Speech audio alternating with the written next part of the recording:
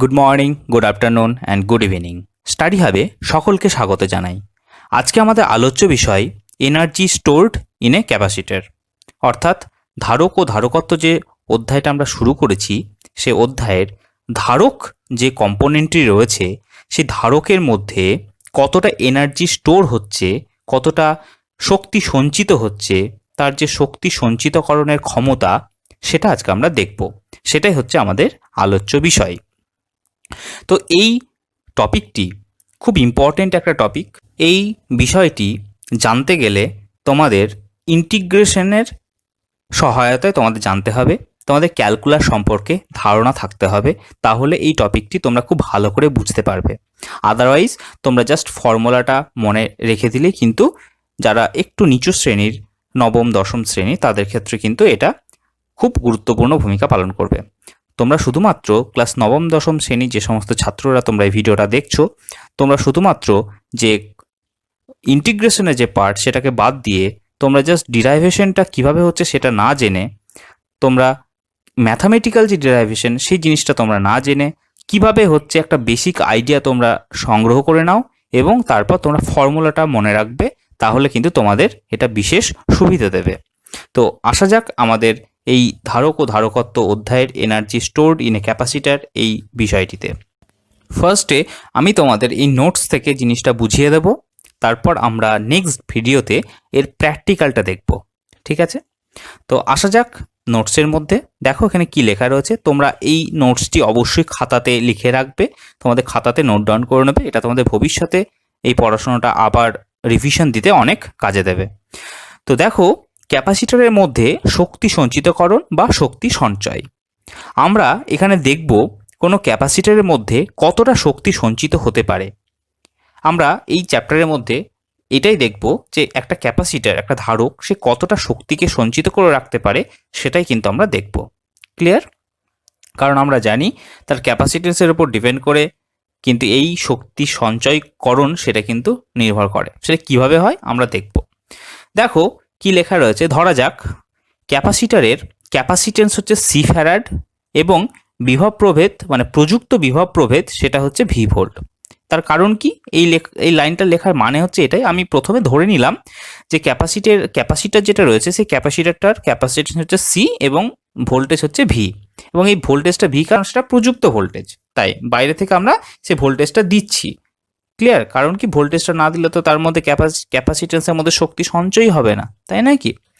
এবার আমরা মনে করি তাৎক্ষণিকভাবে সংগঠিত চার্জ হলো কিউ কুলম্বস এবং বিভব প্রভেদ হলো স্মল ভি। অর্থাৎ আমরা এটা মনে করছি, প্রথমে একটা মনে করলাম যে একটা ক্যাপাসিটেন্স হচ্ছে সি এবং তার বিভব প্রভেদ হচ্ছে ভি। ঠিক আছে?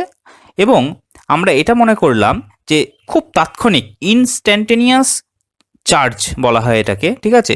খুব তাৎক্ষণিকভাবে সংগঠিত আধান বা চার্জ সেটা হচ্ছে কিউ কুলম এবং তার বিভব প্রভেদ হচ্ছে ভি ভোল্ট, মানে স্মল ভি ভোল্ট। ঠিক আছে? তাহলে আমরা কি জানি, আমরা জানি যে কিউ সমান সমান হচ্ছে সিভি। এটা আমরা প্রথমেই পড়েছিলাম ধারক ও ধারকত্ব চ্যাপ্টারের প্রথম যে ভিডিও আমরা সেখানে দেখেছিলাম যে চার্জ সমান সমান ক্যাপাসিটেন্স এবং তার ভোল্টেজ, অর্থাৎ চার্জ, ক্যাপাসিটেন্স ও বিভব প্রভেদের মধ্যে যে সম্পর্ক সেটা আমরা এর আগে জেনেছি। কিউ সমান সমান সিভি, আন্ডারলাইন করা আছে, দেখতে পাচ্ছ তোমরা নিশ্চয়ই লাল কালি দিয়ে।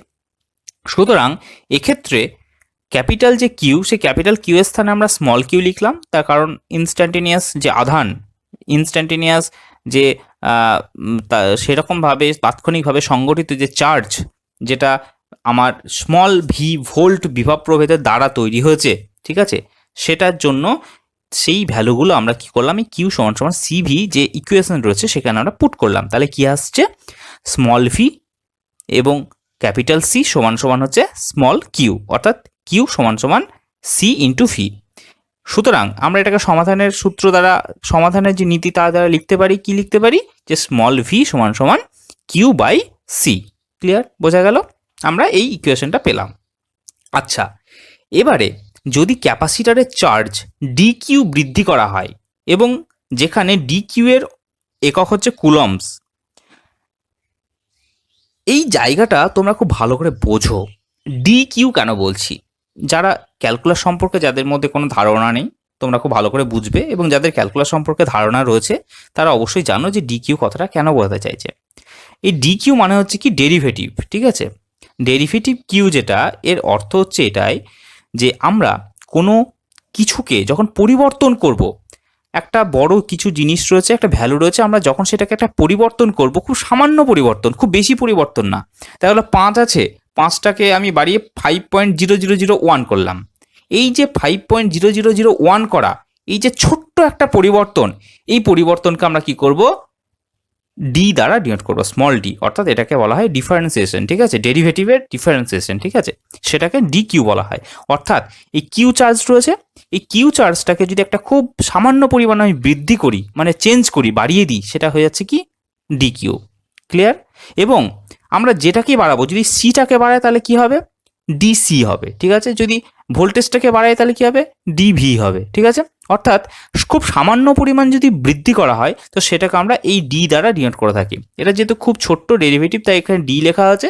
আমরা এটাকে অনেক সময় ডেল্টা দ্বারাও কিন্তু ডিনোট করে থাকি, ডেল্টা, ক্যাপিটাল ডেল্টা দ্বারাও ডিনোট করে থাকি, ঠিক আছে। এই ডেল্টা কথার অর্থই হচ্ছে এটা যে স্মল চেঞ্জ। ওকে, এটা মনে রাখবে তোমরা, তোমাদের ডেরিভেটিভের কনসেপ্ট আপাতত দরকার নেই, তোমরা যখন ম্যাথামেটিক্সে ডেরিভেটিভ পড়বে তখন তোমরা অটোমেটিক্যালি এই ডিরাইভেশনটা বুঝতে পারবে। এবং যারা ক্যালকুলাস সম্পর্কে যাদের ধারণা রয়েছে তারা কিন্তু অবশ্যই জিনিসটা সম্পর্কে আশা করছি তোমরা বুঝতে পারছো। তবে কার্য হবে কত, ভি ডিকিউ, মানে কি ডিকিউ চার্জ বৃদ্ধি করার জন্য যে কার্য হবে সেটা হবে কি ভি ডিকিউ, কারণ ভোল্টেজ জেনারেট হচ্ছে, তার সাথে কি হচ্ছে, ডিকিউ হচ্ছে, ঠিক আছে। এটা multiply V into DQ. Clear? এটা আমরা সকলে জানি, এটা কার্যের সূত্র থেকে আমরা পাচ্ছি, ঠিক আছে, যেটা শক্তিরূপে ক্যাপাসিটারের মধ্যে সঞ্চিত হবে। অর্থাৎ যদি কোনো ক্যাপাসিটারের চার্জ ডিকিউ বৃদ্ধি করি এবং তার যদি ভোল্টেজ বিভব প্রভেদ ভি থাকে, তাহলে তার মধ্যে যে কার্যটা সম্পন্ন হবে ওই চার্জ বৃদ্ধির জন্য সেটা হচ্ছে ভি ডিকিউ। ওকে, স্মল ভি ডিকিউ দেখতে পাচ্ছ তোমরা নিশ্চয়ই, আমি সুন্দর করে এখানে লিখে দিয়েছি, আশা করছি তোমরা খুব ভালো করে বুঝতে পারছো, দেখতে পাচ্ছ। এই শক্তি স্থির তাড়িতিক শক্তি রূপে সঞ্চিত থাকবে, অর্থাৎ স্ট্যাটিক ইলেকট্রিসিটি রূপে কিন্তু ক্যাপাসিটরের মধ্যে সঞ্চিত থাকবে। এবং এই স্থির তাড়িতিক শক্তিকে আমরা যদি ডি ডব্লিউ ধরে থাকি, তবে ডি ডব্লিউ সমান সমান হচ্ছে ভি ডিকিউ। আমরা এই যে কার্য হবে বললাম, এই কার্যটাকে আমি কি দ্বারা ডিনোট করব, ডি ডব্লিউ দ্বারা ডিনোট করব। ডি ডব্লিউ কেন করছি, তার কারণ এই কার্য এবং শক্তি এদের একক আমরা জানি সেম, কার্য এবং শক্তি দুটোর কিন্তু একক হচ্ছে সেম, ঠিক আছে। তাই এই কার্যকেই আমরা কি ধরছি, শক্তি হিসাবে ধরে নিচ্ছি। অর্থাৎ যে কার্য সম্পন্ন হচ্ছে সেই কার্যের সমপরিমাণ যে মান সেটাই কিন্তু ক্যাপাসিটরের মধ্যে শক্তি হিসাবে স্টোর হচ্ছে, সঞ্চিত হচ্ছে। এবং সেই মানটাকে যদি আমরা ডি ডব্লিউ দিয়ে ডিনোট করে থাকি, তাহলে ডি ডব্লিউ সমান সমান কি হচ্ছে, ভি ডিকিউ। তোমরা দেখতে পাচ্ছ নিশ্চয়ই। তাহলে সমান সমান, এবার ভি এর ভ্যালুটা আমরা জানি, আমরা এর আগের সূত্রতে পেয়েছি, ভি সমান সমান কি, কিউ বাই সি, কারণ আমরা জানি কিউ সমান সমান সিভি, তাহলে ভি সমান সমান কি হবে, কিউ বাই সি হবে। তাই ভি এর ভ্যালুটা আমরা এখানে বসিয়ে দিলাম q by c d q. Clear? বোঝা গেল? কারণ আমরা এখানে পাশে দেখো লিখে দিয়েছি ব্র্যাকেটের মধ্যে যে আমরা জানি ভি সমান সমান কিউ বাই সি, অর্থাৎ ভি এর মান এখানে বসিয়ে পাই। একদম ক্লিয়ার করে লেখা আছে যাতে তোমাদের বুঝতে কোনোভাবে অসুবিধা না হয়। আমরা কি করলাম, ভি এর ভ্যালুটা কিউ বাই সি এখানে বসিয়ে দিলাম।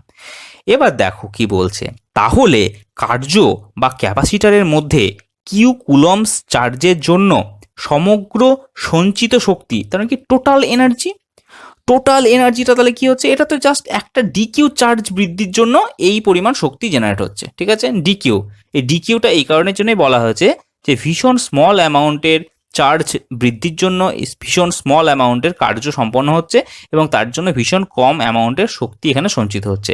এই স্মল হাতে ডি ডব্লিউ বা এই যে ডি কিউ, এগুলোর অর্থ হচ্ছে খুব স্মল চেঞ্জেস, অর্থাৎ ওই স্মল চেঞ্জেসের জন্য এটা হচ্ছে।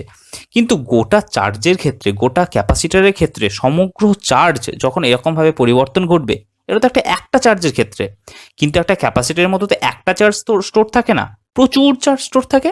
তো সবগুলো যদি আমরা কালেকটিভলি নিয়ে নিই তাহলে সেটাকে আমরা কি বলবো, ইন্টিগ্রেশন বা সামেশন। সামেশন কথার অর্থ হচ্ছে, ধরো তোমরা ক্লাসে 100টা ছেলে রয়েছে, সে 100টা ছেলের মধ্যে প্রত্যেকের কাছে দুটো দুটো করে চকলেট আছে। তাহলে সমগ্র ক্লাসে কতগুলো চকলেট থাকবে সেটা হবে সামেশন বা ইন্টিগ্রেশন, ঠিক আছে। এবং আমি এই ক্ষেত্রে যে ডি কিউ চার্জ বৃদ্ধি করেছি তার জন্য যে ডিডব্লিউ শক্তি সঞ্চিত হচ্ছে, এটা হচ্ছে তোমাদের 100টা ছেলের মধ্যে একটা ছেলের চকলেটটাকে আমি বাড়িয়ে জাস্ট 1.5 করে দিয়েছি, বা দুটো করে চকলেট ছিল, সেই দুটো করে চকলেটকে বাড়িয়ে আমি 2.5 করে দিয়েছি, তার জন্য এই ভ্যালুটা আসলো। ক্লিয়ার? তার জন্য এই ডিডব্লিউ ভ্যালুটা আসলো। তাহলে সমগ্র 100টা ছেলের জন্য তাহলে কত হবে, সেটা হচ্ছে সামেশন, সেটাই হচ্ছে ইন্টিগ্রেশন। ক্লিয়ার? তাহলে তোমরা বুঝতে পারছো ইন্টিগ্রেশনটা কি জিনিস। তোমরা যখন গণিত পড়বে তখন বুঝবে। এখন হয়তো তোমরা এই ইন্টিগ্রেশনের ব্যাপারটা বুঝতে পারছো না, তবে আপাতত তোমরা ধারণাটা পেয়ে রাখো যে গোটা ক্লাসের যখন 100টা ছেলের মধ্যে যে কোনো একটা ছেলের হাতের চকলেটকে আমি বৃদ্ধি করব, সেটা হচ্ছে ডিকিউ। এবং যখন আমরা সমগ্র ছাত্রের হাতের চকলেটকে আমরা বৃদ্ধি করব, তাহলে কি হবে, ইন্টিগ্রেশন হবে সেই ডিকিউ এর, এবং লিমিট কি হবে, একদম টোটাল 100টা স্টুডেন্ট 1 থেকে। ক্লিয়ার? 1 to 100 থেকে। ক্লিয়ার? এবার দেখো এক্ষেত্রে কি হচ্ছে, এক্ষেত্রে জাস্ট একটা চার্জ, আমি একটা চার্জ কিউকে নিয়ে ব্যবহার করেছি, তাই একটা চার্জ কিউকে বৃদ্ধি করে ডিকিউ বৃদ্ধি করেছি, তার জন্য ওয়ার্ক হচ্ছে ডিডব্লিউ। এবার আমরা কি করছি, তার ভ্যালু পেয়েছি q by c d q, এটা জাস্ট একটা চার্জের জন্য। কিন্তু একটা ক্যাপাসিটরের মধ্যে তো একটা চার্জ সঞ্চিত থাকতে পারে না। আমি ধরে নিচ্ছি ক্যাপাসিটরের মধ্যে যতটা চার্জ সঞ্চিত থাকতে পারে, ঠিক আছে, যতটা চার্জ সঞ্চিত থাকতে পারে, সেই চার্জের জন্য এনার্জি কতটা স্টোর থাকছে সেটা। তাহলে তার মধ্যে আমি ধরে নিয়েছি, প্রথমেই ধরে নিয়েছি কিউ পরিমাণ চার্জ স্টোর থাকবে, কারণ আমরা জানি কিউ সমান সমান সিভি। একটা ক্যাপাসিটরের ক্যাপাসিটেন্স হচ্ছে সি এবং বিভব প্রভেদ যদি ভি হয়, তাহলে তার মধ্যে চার্জ স্টোর থাকবে ক্যাপিটাল কিউ, এটা তো ধরেছি।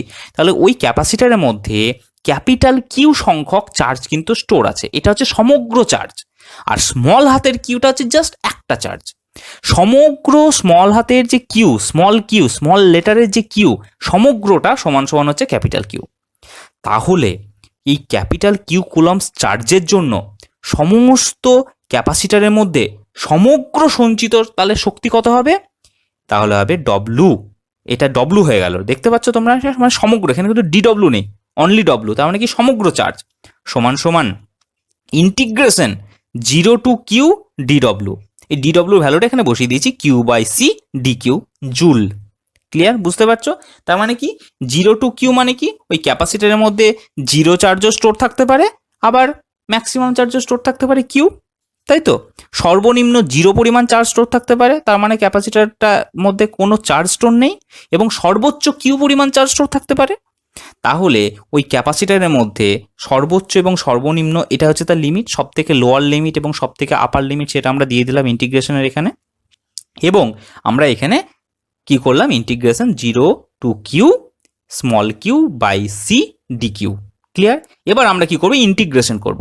ইন্টিগ্রেশনের সূত্র অনুযায়ী আমরা এটা জানি যে কোনো কনস্ট্যান্টের কোনো ইন্টিগ্রেশন হয় না, ঠিক আছে। মানে কনস্ট্যান্টের যে ইন্টিগ্রেশন, কনস্ট্যান্টটাকে আলাদা করে বার করে নিই, যে ভ্যারিয়েবল থাকে সেটার ইন্টিগ্রেশন কিন্তু আমরা করে থাকি। তো কনস্ট্যান্ট টার্ম হচ্ছে সি, আমরা জানি, কারণ সি কি ধ্রুবক, আমরা আগেই দেখেছিলাম কিউ ভ্যারিজাস ভি, এটাই তো হয়েছিল। এবং সিটা কি আসলো, ভ্যারিজাস সিম্বলটা উঠে গিয়ে সমান চিহ্ন হয়ে গেল, তাই সি আসলো। এবং আমরা জানি সি হচ্ছে সমানুপাতিক ধ্রুবক, যেটাকে আমরা ক্যাপাসিটেন্স বলবো। তাহলে সি কি, সি ধ্রুবক, তাই 1/সিটা বাইরে বেরিয়ে গেল, দেখতে পাচ্ছ তোমরা। তারপরে কি হচ্ছে, integration 0 to q q d q joule হচ্ছে, ঠিক আছে, বোঝা গেল? আচ্ছা, এবার তোমরা দেখো ওই জিনিসটা, আমি পেজটা চেঞ্জ করলাম। তো ডব্লু সমান সমান 1/সি integration 0 to Q small Q এবং ডি কিউ, অর্থাৎ এই কিউটা হচ্ছে ভ্যারিয়েবল, এই কিউটা আমি চেঞ্জ করব। আমরা কনস্ট্যান্টটাকে তো চেঞ্জ করতে পারি না, কনস্ট্যান্ট তো ধ্রুবক, তাই নয় কি, ওটাকে বাইরে বের করে নিলাম। এবং এটাকে ইন্টিগ্রেশন করলে ইন্টিগ্রেশনের সূত্র অনুযায়ী এর ভ্যালুটা আসে q square by 2। Q d q এর ইন্টিগ্রেশন হচ্ছে কিউ স্কোয়ার বাই 2, এবং তার ভ্যালুটা আমরা লিমিটটা এইভাবে লিখবো, থার্ড ব্র্যাকেট দিয়ে, নিচে 0 ওপরে কিউ। এটা ইন্টিগ্রেশনের নিয়ম। তোমরা যখন গাণিতিকভাবে ইন্টিগ্রেশন বুঝবে তখন তোমরা এই জিনিসটা দেখতে পাবে, বা যারা তোমরা ইন্টিগ্রেশন বা ক্যালকুলাস সম্পর্কে জানো তারা তোমরা নিশ্চয়ই বুঝতে পারছো।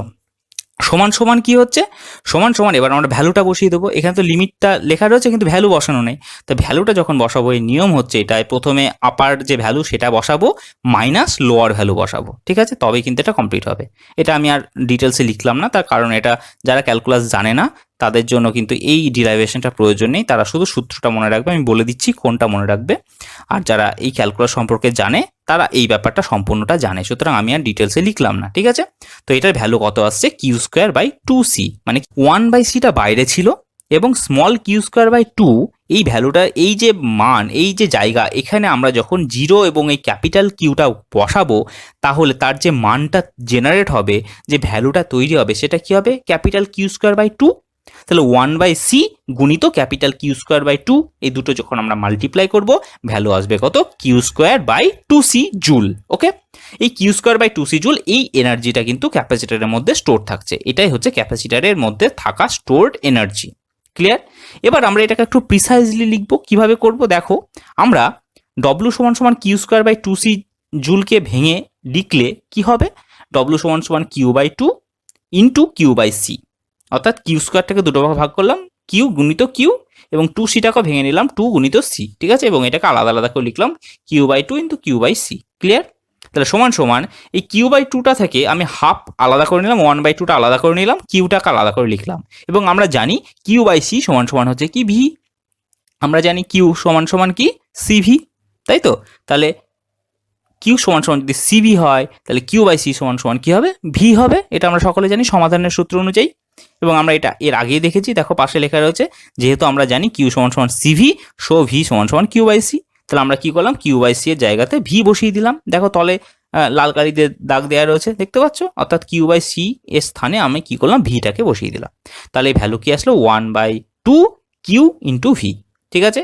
এবার আমরা জানি কি, কিউ সমান সমান সিভি, অর্থাৎ কিউ এর জায়গাতে আমরা কি লিখবো, সি আর ভি বসিয়ে দেবো। ক্লিয়ার? দেখো কিউ এর স্থানে আমরা সি ভি বসিয়ে দিয়েছি, that's why half c v square হচ্ছে আলটিমেট ভ্যালু। তাহলে ক্যাপাসিটারের মধ্যে স্টোরড যে এনার্জি সেটা কি আসছে, ডব্লিউ সমান সমান হাফ সি ভি স্কোয়ার। তোমাদের মনে প্রশ্ন জাগতেই পারে, স্যার তাহলে কি কিউ স্কোয়ার বাই 2c যে ভ্যালুটা আসলো ওটা লিখে দিলেই তো হতো, কিন্তু তুমি একটা কথা ভাবো, একটা ক্যাপাসিটারের মধ্যে কতটা চার্জ স্টোর আছে এটা জানা বেশি সহজ, নাকি ক্যাপাসিটারের মধ্যে কতটা ভোল্টেজ আছে সেটা জানা বেশি সহজ? অবশ্যই ভোল্টেজটাকে মেজার করা বেশি সহজ। আমি একটা জাস্ট মাল্টিমিটার দিয়ে টেস্ট করলেই আমি ভোল্টেজটা দেখতে পেয়ে যাবো কত ভোল্টেজ রয়েছে, এবং তার সাথে ক্যাপাসিটেন্সের ভ্যালুটা মাল্টিপ্লাই করলে আমি বুঝে যাব যে ক্যাপাসিটারের মধ্যে কতটা এনার্জি স্টোর আছে। রেদার দেন আমরা যদি চার্জকে খুঁজতে যাই তাহলে আমাকে কি করতে হবে, চার্জ মেজারমেন্ট করা একটু বেশি টাফ। ক্লিয়ার? যে কারণের জন্য কিন্তু এই ভ্যালুটাকে এইভাবে লেখা হয়, ঠিক আছে, ডব্লিউ সমান সমান হাফ সি ভি স্কোয়ার। সুতরাং ক্যাপাসিটারের মধ্যে সঞ্চিত শক্তির পরিমাণ ডব্লিউ সমান সমান হাফ সি ভি স্কোয়ার। তো যারা মাধ্যমিক দিচ্ছ বা ক্লাস 9-10, যারা এখনো পর্যন্ত সায়েন্স নিয়ে পড়াশোনা করনি বা ম্যাথামেটিক্সে ক্যালকুলেশনে যাদের কোনো জ্ঞান নেই এই মুহূর্তে, তোমরা অবশ্যই এই সূত্রটা মনে রাখবে যে ক্যাপাসিটারের মধ্যে ক্যাপাসিটেন্স, তার ভ্যালু আমরা যদি জেনে থাকি এবং তার যে পোটেনশিয়ালটা যদি আমরা জেনে থাকি, অবশ্যই আমরা জানতে পারবো যে ওই ক্যাপাসিটরের মধ্যে সঞ্চিত শক্তির পরিমাণটা ঠিক কতটা, ঠিক আছে। তো এই শক্তি সঞ্চিতকরণের যে ক্ষমতা, তার যে পরিমাণ, তার যে শক্তি কতটা সঞ্চিত হচ্ছে, এটা আমরা এই সূত্র দ্বারা জানবো। তো তোমরা এই সূত্রটা জাস্ট মনে রাখবে, এবং যারা ক্যালকুলাস সম্পর্কে যাদের আইডিয়া রয়েছে, যারা ক্যালকুলাস জানো, তারা অবশ্যই এই পুরো ডিরাইভেশনটা মনের মধ্যে রাখবে। এটা কিন্তু ভীষণ ইম্পর্টেন্ট এই ক্যাপাসিটার বোঝার জন্য। ক্লিয়ার? বোঝা গেল? দেখো এখানে আমি স্পষ্ট করে লিখে দিয়েছি, নবম এবং দশম শ্রেণীর জন্য শুধুমাত্র ডব্লিউ সমান সমান হাফ সিভি স্কোয়ার এই সমীকরণটি মনে রাখবে, সঞ্চিত শক্তি সমান সমান হাফ সিভি স্কোয়ার। ওকে, যেখানে সি সমান সমান ক্যাপাসিটেন্স এবং ভি সমান সমান ভোল্টেজ বা পোটেনশিয়াল ডিফারেন্স। এটা আমি কালো কালিতে স্পষ্ট করে লিখে দিয়েছি। তো এটা হচ্ছে লেখার মেন কারণটা এটা, যে ক্লাস 9-10 ছেলেরা তো ক্যালকুলাস সম্পর্কে জানে না, তো তাদের সুবিধার জন্য কিন্তু এটা লিখেছি। এবং আশা করছি ক্লাস 9-10-এর আগ্রহী ছাত্ররা তোমরা আশা করছি বুঝতে পেরেছো ইন্টিগ্রেশনের মানে কি এবং এই স্মল চার্জ ডিকিউ এর মানে কি। স্মল চেঞ্জেস যখনই আসবে সেটাকে আমরা ডেল্টা দ্বারা ডিনোট করে থাকবো, ঠিক আছে, এবং গোটা ক্লাসটাকে ডিনোট করবো ইন্টিগ্রেশন দ্বারা, একটা স্টুডেন্টকে ডিনোট করবো আমরা এই ডিকিউ এর দ্বারা, ঠিক আছে, বুঝতে পারছো। এবং এই লিমিটটা হচ্ছে 0 to কিউ, অর্থাৎ আমি গোটা ক্লাসকে 0 to 100 করতে পারি, 1 to 100ও করতে পারি, ঠিক আছে। এটা ডিপেন্ড করছে আমার ভ্যালুর, তার মেজারমেন্টের উপরে, যে সর্বনিম্ন কতটা ভ্যালু হতে পারে, সর্বোচ্চ কতটা ভ্যালু হতে পারে। ক্লিয়ার? এটার উপর কিন্তু ডিপেন্ড করছে লিমিটটা, ঠিক আছে। তোমরা এই সমস্ত ধারণা তোমরা গণিত ক্লাসে ক্যালকুলাস যখন পড়বে তখন তোমরা বুঝতে পারবে। যারা জানো আশা করছি তোমরা বুঝতে পেরেছো। তাহলে এই গেল একটা ক্যাপাসিটারের মধ্যে যে এনার্জি স্টোর থাকে সেই স্টোর এনার্জি কতটা থাকে সেটা জানার উপায়। এটা হচ্ছে থিওরিটিক্যাল পার্ট। আমরা নেক্সট ভিডিওতে ধারক ও ধারকত্বের এই যে প্লেলিস্টের মধ্যে ক্যাপাসিটার ও ক্যাপাসিট্যান্স যে প্লেলিস্ট রয়েছে এখানে আমরা দেখব যে energy store in a capacitor practical, কীভাবে প্র্যাকটিক্যালি এই এনার্জিটা স্টোর হচ্ছে সেটা আমরা দেখব, তার ভ্যালুটা আমরা দেখব এবং তার সাথে সাথে ক্যাপাসিট্যান্সের ভ্যালু চেঞ্জ করলে কি এই এনার্জি স্টোরের যে ক্ষমতা সেটা কি বৃদ্ধিপ্রাপ্ত হবে না হ্রাস পাবে, ভোল্টেজটা বাড়ালে বৃদ্ধিপ্রাপ্ত হবে না হ্রাস পাবে, এই জিনিসগুলো কিন্তু আমরা সব দেখব। চার্জের সাথে কিভাবে এর ভ্যালুটা চেঞ্জ হবে সেটা আমরা দেখব, কারণ আমরা এখানে দেখতে পাচ্ছি ডব্লিউ সমান Q²/2C। সুতরাং ক্যাপাসিট্যান্স বৃদ্ধি পেলে অটোমেটিক্যালি তার যে ভ্যালু সেই ভ্যালুটা কোনো না কোনোভাবে চেঞ্জ হবে। চার্জ বৃদ্ধি পেলে অবশ্যই ভ্যালুটা সমানুপাতিক সম্পর্কের দ্বারা বৃদ্ধি বা হ্রাস পাবে। ঠিক আছে, এই জিনিসগুলো আমরা কিন্তু সব দেখব। ক্লিয়ার? তো তোমাদের যদি এর পরেও কোনো অসুবিধা থাকে অবশ্যই তোমরা কমেন্ট সেকশনে আমায় জানাবে, আমি চেষ্টা করব তোমাদের এই প্রবলেমগুলোকে সলভ করে দেওয়ার। ওকে, আর আজকে এই পর্যন্তই থাক। তোমরা খুব ভালো থাকো, সুস্থ থাকো। Thank you very much.